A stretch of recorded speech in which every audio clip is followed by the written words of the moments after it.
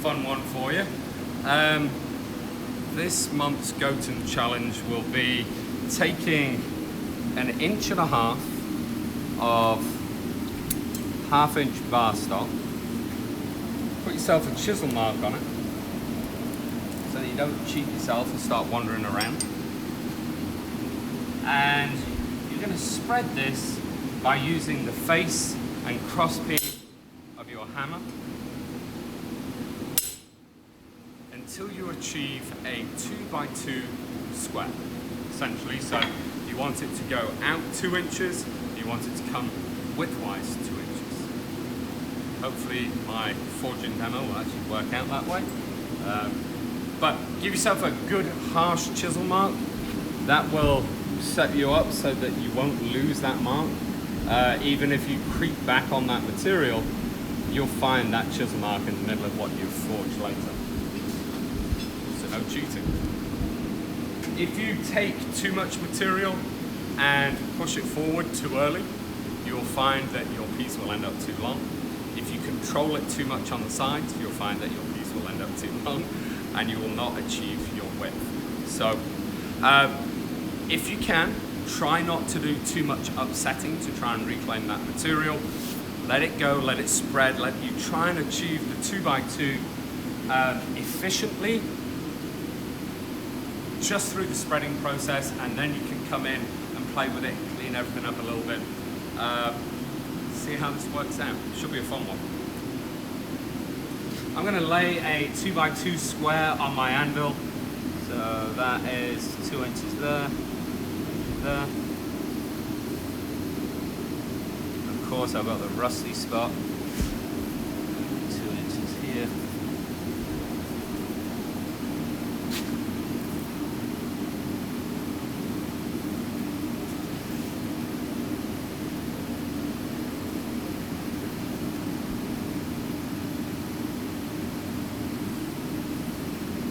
Alright, can you see that vaguely?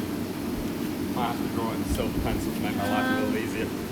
Yeah, I can see it from this angle. Okay, I'm going to draw it on there for myself because I can't see it.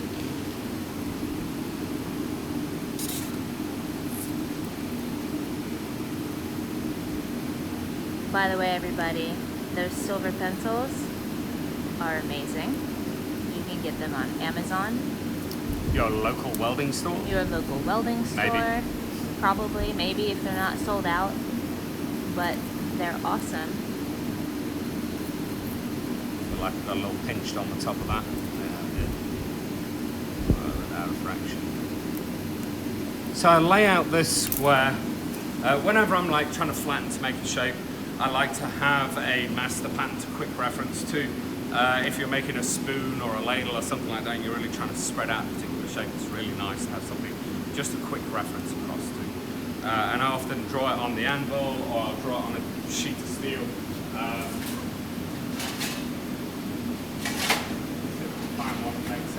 Yeah, so something like that. Little tomahawk pattern, it allows me just a quick reference across to it. And I'll scribble all over the thing. Keep your old rusty metals and drops, they're kind of handy. Right. I'm going to do the first bit straight down from above. I could do this as a set down, but I don't want to. I want to do this all from above work. If you go with a set down, you could get some of the problems of overextending your material. Especially if you're one of those people that comes in super low that first portion of the set.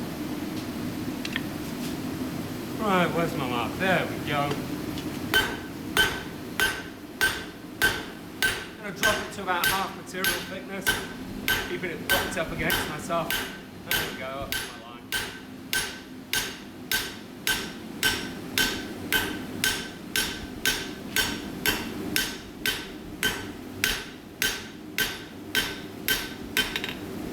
Remember I was talking about that little bit of progression of material that happens where the top comes out? There you go, you can actually see it fairly well on that. And I am just up to my mark. I maybe put a tiny bit of a hammer blow past my mark, but it's still there very clearly. Okay. My next section I'm going to come in real heavy with cross peen. see if I can get as much width as I can. I know getting length is going to be easy, but getting that width is probably a harder thing to do. Just by doing that with a straight down hammer blow, I've probably stretched it out pretty close to that 2 inch. Yeah, I've gained a 1/4 inch already because I started with that 1.5 inches.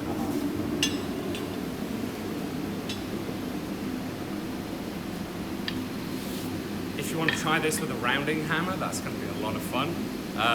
You're really going to have to use the nose, the heel, the side corners of your hammer in order to rake that material around. So I'd love to see some of those in here.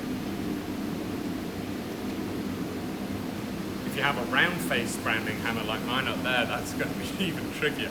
So, you know, pick your tool appropriately. If you want to have a go spreading on the horn, that could be fun. There's so many ways to attack this problem. But really, it's mostly about willfully directing your material to where you need it to be or want it to be.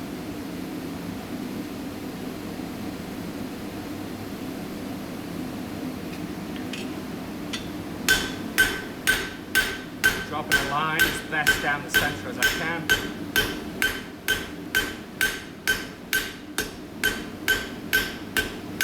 Trying to really get into the root of where my chisel mark was.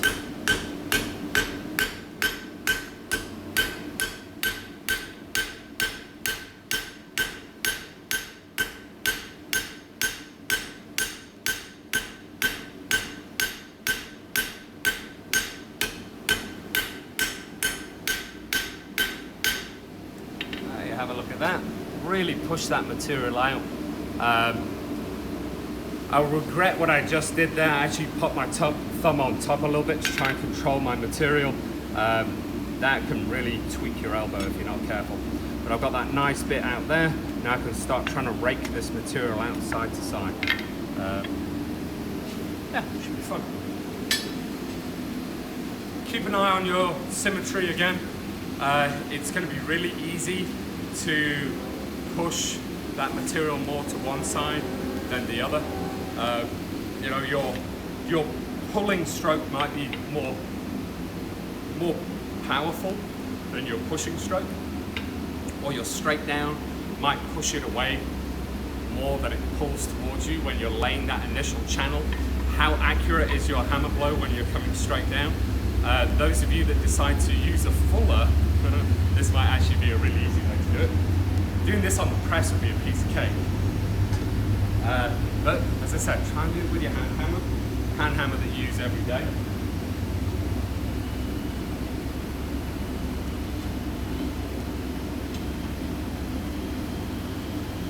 Alright, see if we can get some of this width out of it.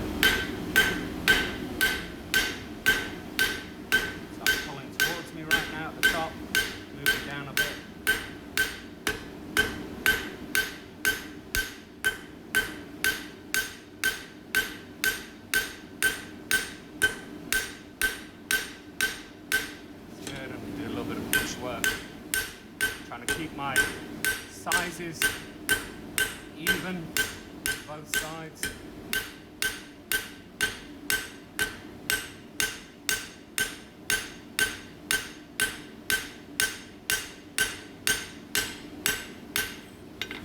It's coming in well.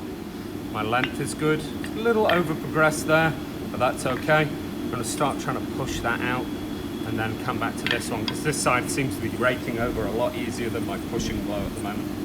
So the edges are looking good and thick.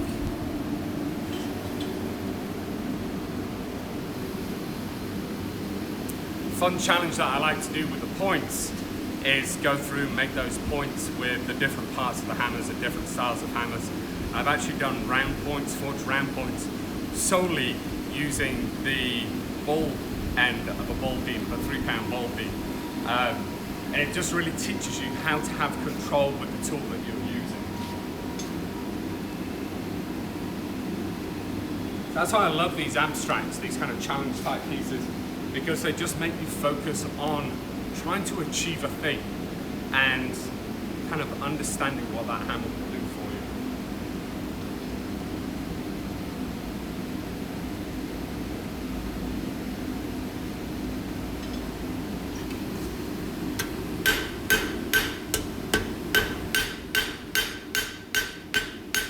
that meat at the bottom out. Keep it even.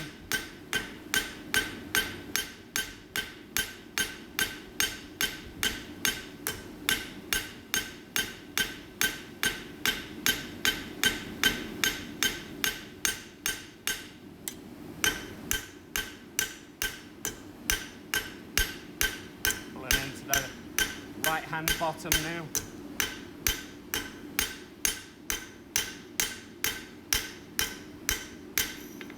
How are we doing? Oh, not far off. Probably another 1/4 inch or so.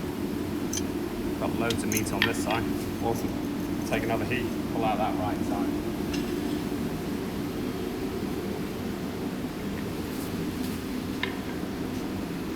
You might hate me for this one. This is very much like forming ferrules or sockets for chisels, spears, arrowheads, that kind of thing. Understanding how you can pull that material. Do you pull it like this? Do you pull it like this? You know, how are you going to roll it up? How does it actually form up? Even with those, when I'm doing sockets, I have a pattern that I go to, so a proper mathematical pattern, so that when you roll it up, you get the correct shape. Also, you can set that top line, so if you know what that top line curve is supposed to look like, when you roll it up, it should pretty much end up flush.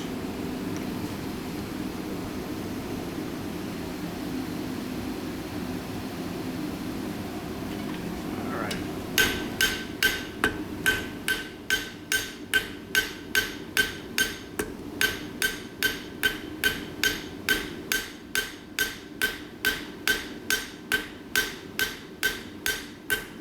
Now if you're noticing the angle that my hammer blow is coming in, so it's actually arcing backwards.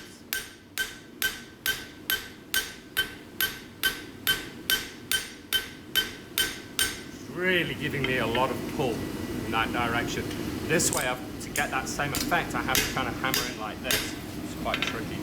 Oh, look at that. Give or take out 2 inches. I'm going to see if I can poke out a little bit in these corners, a little over here, and then I'm going to come through and just square everything up a touch. Good. If you really want to get insane in this, you can crispen it all out, upset all the edges, and bring it up to an absolute true 2x2 square on the end of the stick.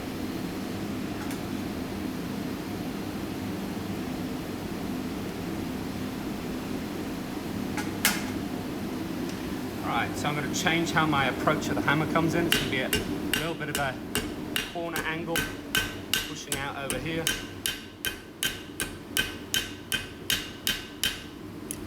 A little down from there.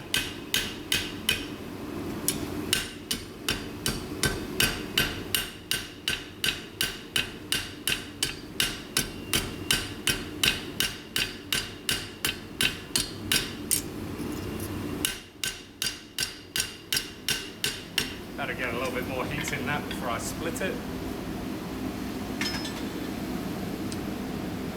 For the folks who are knife makers, I don't really like using the crossbeam that much when forming bevels, but if you really want to rake down that meat in the back of your knife, so in the kind of choil ricosso zone, that area, you can really pull it down, especially if you're doing like integrals, that kind of thing.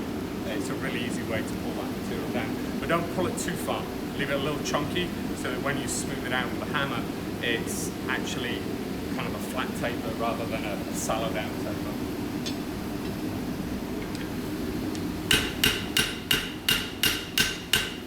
Some more material to that corner.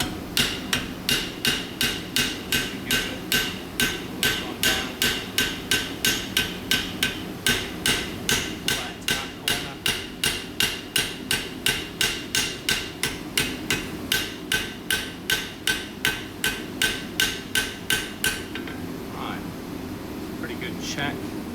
That's good. Alright, I'm going to do a little bit of dressing. It should be fine.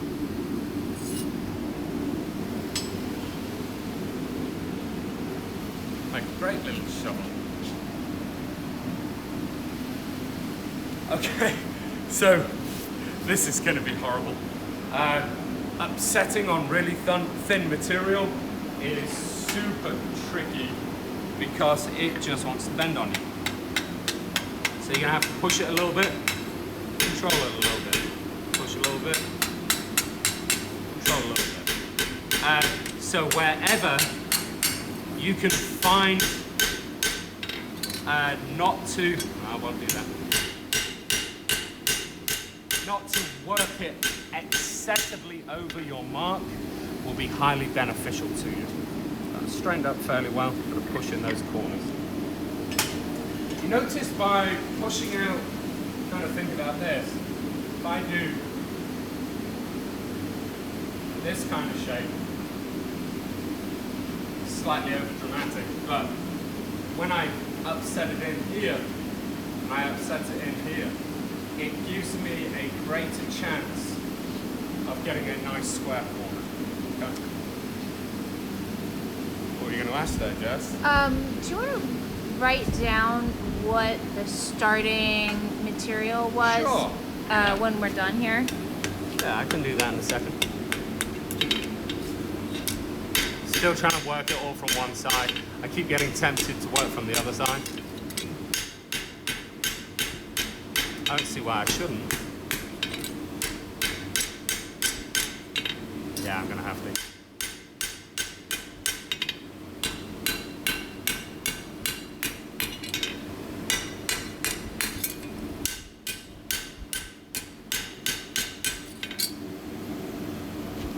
Getting close. So my starting material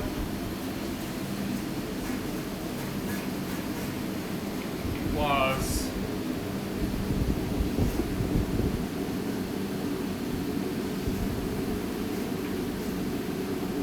I'm drawing crazy today.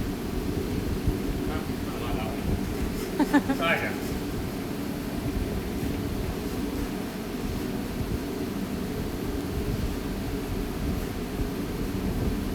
There we go. So it was half by half and chisel mark at the 1 1/2 point. Okay? And you're trying to spread it too.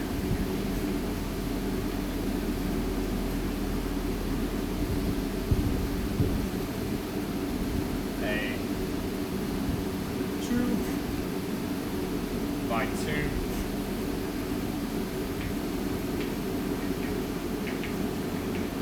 2 by 2 lollipop.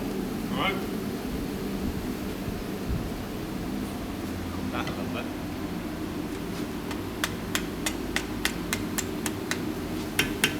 Fun little thing for your cleanup here, you can buck the anvil over there, which will help square up those shoulders at the same time.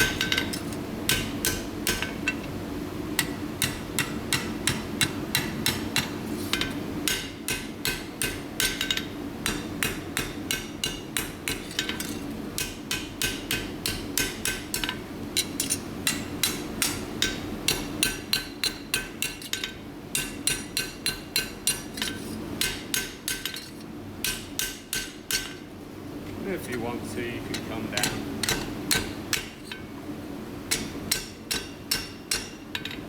Let's square those up a little bit. Pretty close. Looks like you're dead on it.